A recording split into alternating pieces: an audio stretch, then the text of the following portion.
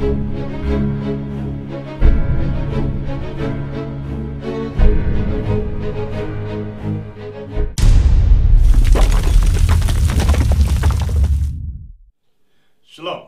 Today we're going to discuss the Star of David fraud. Many of you, as were we, were under the misconception that the Most High gave King David a 6-pointed hexagram that represented the nation of Israel. We're going to go into the Holy Bible and find out, is that true or is that a man-made lie? Let's go to Proverbs chapter 30, verse 6. The book of Proverbs chapter 30, verse 6. Add thou not unto his words, lest he reprove thee, and thou be found a liar. See that? Add not unto his words, lest he reprove thee, and thou be found a what? A liar. A liar. So if anyone says that the Most High, the creator of heaven and earth, gave King David a 6-pointed hexagram, we should be able to read that history in the scriptures. But you know what? There is no scripture. I've searched the scriptures over and over and over, and never have I come across that. From there, let's go to Jeremiah chapter 23 and verse 16. Jeremiah chapter 23 and verse 16. The book of Jeremiah chapter 23 and verse 16. Thus saith the Lord of hosts, hearken not unto the words of the prophets. Hearken not unto the words of the prophets that prophesy unto you, they make you vain. Come on. They speak a vision of their own heart. Read that part again. They make you vain.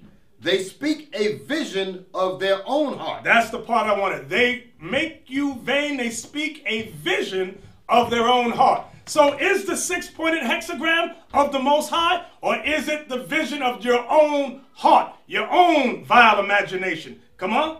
And not out of the mouth of the Lord. Meaning, and not out of the Bible. So there's a difference, my brothers, my sisters. Is what they're teaching out of the Holy Scriptures, or is it out of the mouth of God, out of the Holy Bible? The 6-pointed hexagram. From there, let's go to 1 Kings chapter 11. We're going to read 3 verses, verse 5 through 7.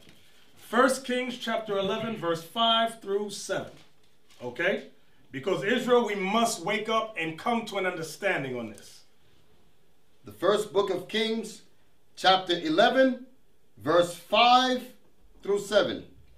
For Solomon went after Ashtoreth. That's where Easter comes from, Ashtoreth. Come on. The goddess of the Zidonians, and after Milcom, the abomination of the Ammonites. So what is this talking about? Solomon, when he married these women of other nations, they manipulated his mind as he started to get up in age, and he started to follow these strange gods. Come on. And Solomon did evil. He did what?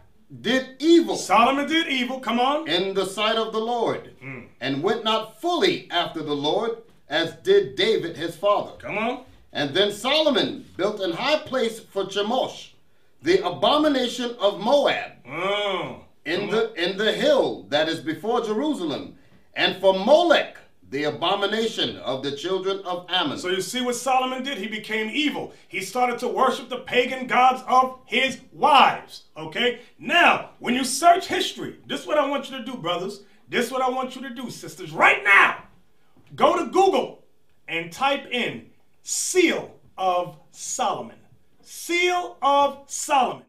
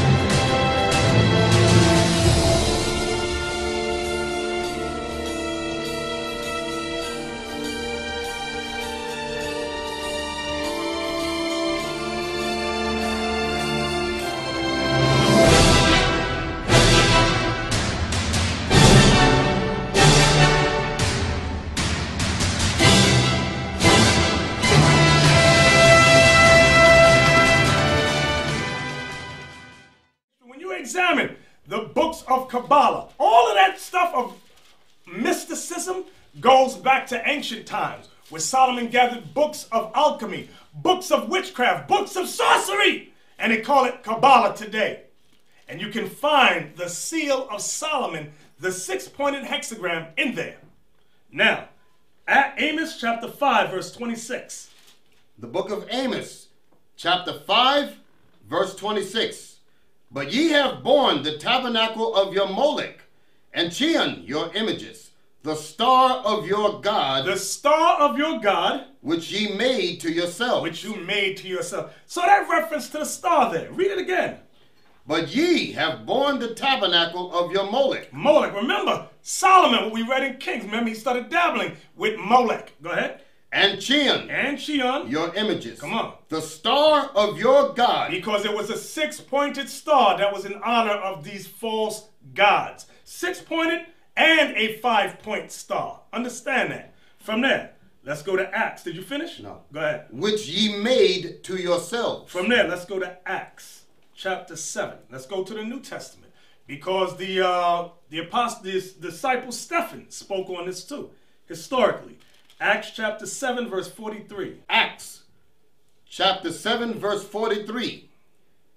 Yea, ye took up the tabernacle of Molech. There goes Molech again. And the star of your God, Remphan. And the star, and the star, and the star, and the star of your God, Remphan. That's the 6-pointed hexagram. Go ahead.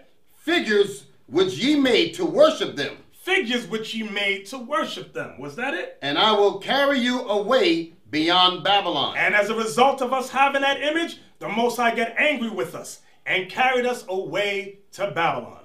Okay, so now, you know what this is showing? That these are ancient symbols, okay? That's why the so-called Jews of today, the so-called white man that claims to be a Jew, what's the symbol on his flag?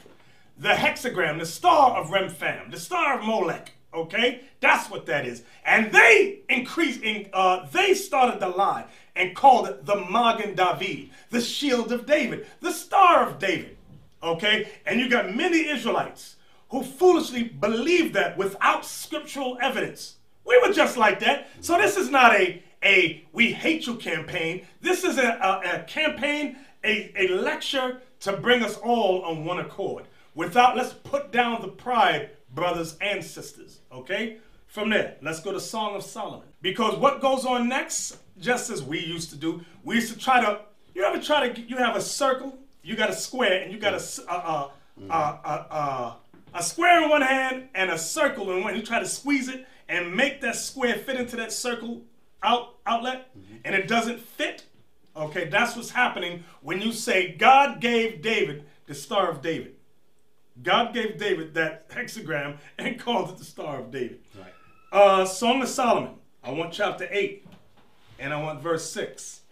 This is the book of the Song of Solomon, chapter 8 and verse 6. Set me as a seal upon thy heart, as a seal upon thy arm, for love is strong as death. What is Solomon talking about?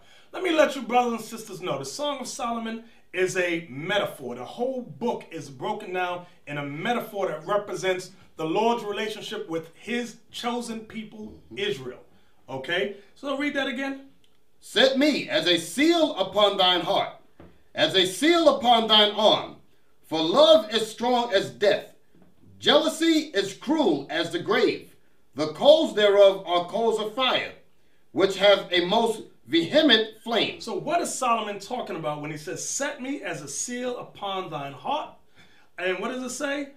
Seal upon thine heart. And a seal upon thine arm. And a seal upon, the heart is talking about the mind. What is said as a seal upon our mind and a seal upon our arm? Huh? What is he talking about the 6-point hexagram? Heck no. Go to Deuteronomy now. Whole Song of Solomon. I'm hitting these scriptures because I know the mind of a Negro. The mind of a Negro says, no, I will not be proven wrong. So I will search for scriptures that use the word shield or seal and make those scriptures say it's the Star of David. So my question was, when Solomon was in his righteousness, what did he mean when he says, set me as a seal upon my heart, which is the mind, and set me as a seal upon my arm? Here's what he was referring to. Deuteronomy 11, verse 18.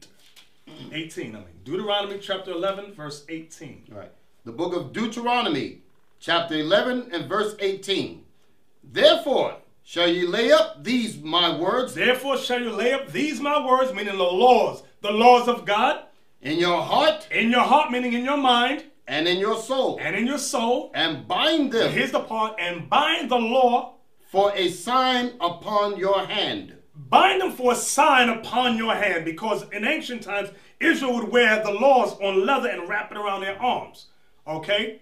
Their frontlets, it was called, and phylacteries. Go ahead. For they may be as frontlets between your eyes. Frontlets between your eyes. Okay, that's your forehead. Go ahead. And ye shall... Oh, that was it. Yeah, that was it. So now, that's what the song read. Now go back to Song of Solomon. I don't want to forget the thought. Right. Come on. Song of Solomon, chapter 8, verse 6. Set me as a seal upon thine heart. That's the mind. As a seal upon thine arm. Right. What is that referring to, that seal? The law. The laws of God. The words of God. Understand that. From there, let's get some easier ones now. Let's go to 2nd Ezra chapter 10. In the Apocrypha, okay, in the Apocrypha, let's go to 2nd Ezra chapter 10. We're going to take our time with it. I want verse 21 to 23. The book of 2nd Ezra chapter 10. Verse 21. Verse 21. For thou seest that our sanctuary is laid waste. The sanctuary is laid waste. Our altar broken down. Altar's broken down. Our temple destroyed. The temple's destroyed. Our psaltery is laid on the ground. The psaltery, which is the music, laid on the ground. Our song is put to silence. Song is put to silence. Our rejoicing is at an end. Come on. The light of our candlestick is put out. The menorah is put out. Come on. The ark of our covenant is spoiled. The ark is even spoiled. Our holy things are defiled. The holy things are defiled. Come on. And the name that is called upon us. The name that is called upon us is Israel. Is almost profane. Is almost profane. Come on. Our children are put to shame. Our children put to shame. Our priests are burnt. Priests are burnt. Our Levites are gone into captivity. The Levites went into captivity. Our virgins are defiled. The virgins defiled. And our wives ravished. Wives were raped. Our righteous men carried away. Our young ones destroyed. Our young men are brought in bondage. And our strong men are become weak. Come on. And which is the greatest of all? And which is the greatest of all? The seal of Zion has now lost her honor. What is the seal of Zion? The seal of Zion. Is that talking about the 6-point hexagram? The star of Remphan? Huh? The star of Molech? Kalum? Huh? Is that what that's talking about? No. Give me Isaiah chapter 8, verse 16. What is the seal of Zion? Huh? Let's get that. Isaiah chapter 8 and verse 16. Right.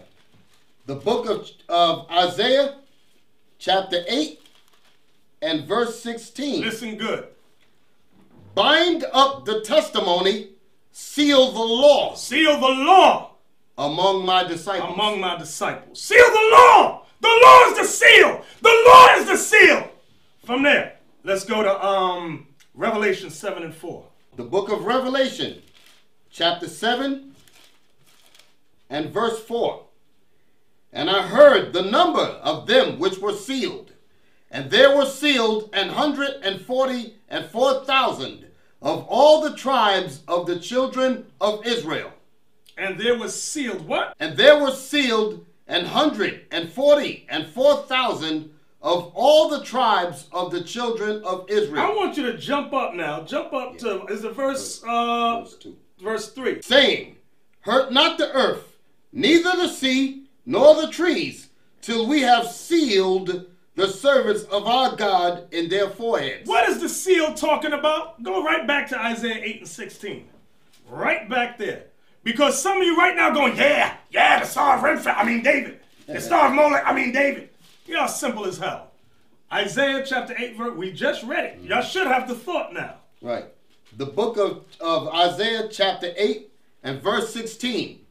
Bind up the testimony, seal the law among my disciples. So what is the seal that we got to be sealed with? The law, the law, the law. And guess what? There's nothing else to be said about it. So either if you keep pushing that, that's your own vain opinion. So brothers, sisters, I pray we can all come on one accord and stop following the so-called white man and his lies. And with that, we say shalom.